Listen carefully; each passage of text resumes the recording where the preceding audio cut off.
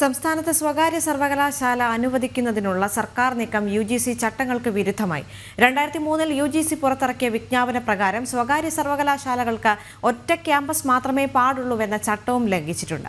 സർവകലാശാല ആരംഭിച്ച് 5 വർഷം കഴിഞ്ഞ ശേഷം മാത്രമേ സംസ്ഥാനത്തിനകത്തോ പുറത്തോ ഓഫ് ക്യാമ്പസുകളോ സ്റ്റഡി സെന്ററുകളോ അനുവദിക്കാൻ പോലും പാടുള്ളൂവെന്ന UGC ചട്ടമാണ് ലംഘിച്ചിരിക്കുന്നത്. ചട്ടം പാലിക്കാതെയുള്ള ബില്ല് അംഗീകരിക്കരുതെന്ന് ഗവർണർക്ക് നിവേദനം ലഭിച്ചിട്ടുണ്ട്. എസ് ശാലിനി ചേരുന്നു വിവരങ്ങളുമായി. ശാലിനി, ഇനി ഇതിൽ ഗവർണർ എന്ത് തീരുമാനമെടുക്കുന്നു, അല്ലെങ്കിൽ ഗവർണറുടെ തീരുമാനം തന്നെ ആയിരിക്കില്ലേ നിർണായകം?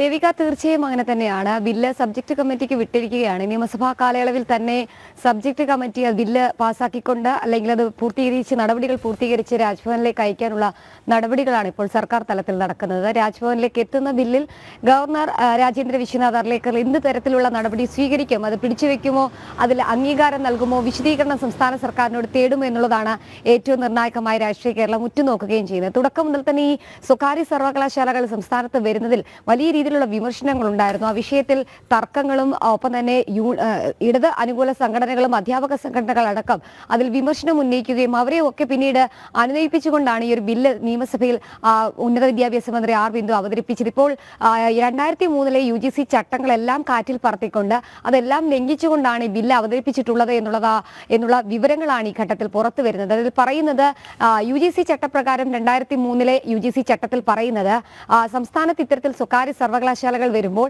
ആ സ്വകാര്യ സർവകലാശാലകൾ ഒറ്റ ക്യാമ്പസിനുള്ളിലായിരിക്കണം.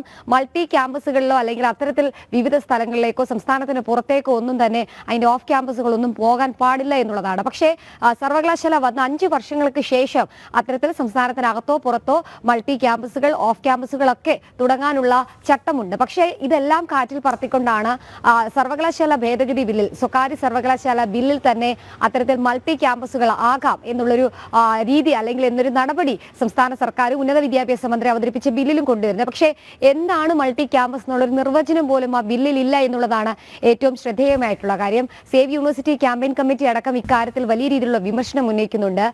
ഗവർണർക്ക് നിലവിൽ നിവേദനം നൽകിയിരിക്കുകയാണ്. കാരണം ഈ ബില്ല് ഏതെങ്കിലും തരത്തിൽ രാജ്ഭവനിലേക്ക് എത്തുകയാണെങ്കിൽ അവിടെ കൃത്യമായ കാര്യങ്ങൾ പരിശോധിച്ച് മാത്രമേ ബില്ലിൽ നടപടികൾ സ്വീകരിക്കാവൂ, ഒപ്പുവെക്കാവൂ എന്നൊരു ആവശ്യമാണ് ഇപ്പോൾ വിദ്യാഭ്യാസ വിദഗ്ധരും സേവ് യൂണിവേഴ്സിറ്റി ക്യാമ്പയിൻ കമ്മിറ്റി അടക്കം രാജ്ഭവനിലേക്ക് നിവേദനത്തിലൂടെ അറിയിച്ചിട്ടുള്ളത്. നമുക്ക് മനസ്സിലാക്കാൻ സാധിക്കുന്നത് ഇത്തരത്തിലൊരു ബില്ല് വരുന്നത് അല്ലെങ്കിൽ ഈ മൾട്ടി ക്യാമ്പസ് എന്നുള്ള ഒരു പ്രസ്താവന അല്ലെങ്കിൽ അത്തരത്തിലൊരു നടപടി എന്നുള്ളത് കോർപ്പറേറ്റ് മാനേജ്മെന്റുകളെ സഹായിക്കാനാണ് എന്നൊരു ആക്ഷേപം കൂടി ഈ ഘട്ടത്തിൽ വരുന്നുണ്ട്. കാരണം സംസ്ഥാനത്തെ പല സർവകലാശാലകളിലും അഫിലിയേറ്റ് ചെയ്ത് ഈ കോർപ്പറേറ്റ് മാനേജ്മെന്റുകളുടെ അഫിലിയേറ്റഡ് ഡിപ്പാർട്ട്മെന്റുകൾ പ്രവർത്തിക്കുന്നുണ്ട്. ഇതിനെല്ലാം സ്വകാര്യ സർവകലാശാലയ്ക്ക് കീഴിലേക്ക് കൊണ്ടുവരിക എന്നുള്ളൊരു നടപടിയാണ് ഇതിന് പിന്നിലുള്ളത് എന്നുള്ളൊരു ആക്ഷേപം കൂടി ഈ ഘട്ടത്തിൽ വരുന്നുണ്ട്. എന്തായാലും ഇതിൽ നിർണായക നടപടി സ്വീകരിക്കേണ്ടത് രാജ്ഭവനാണ്, ചാൻസലർ കൂടിയായ ഗവർണറാണ്. ആ ഗവർണർ എന്ത് നടപടി സ്വീകരിക്കുമെന്നുള്ളതാണ് അറിയേണ്ടത്. ഇന്നും നിയമസഭാ സമ്മേളനമുണ്ട്.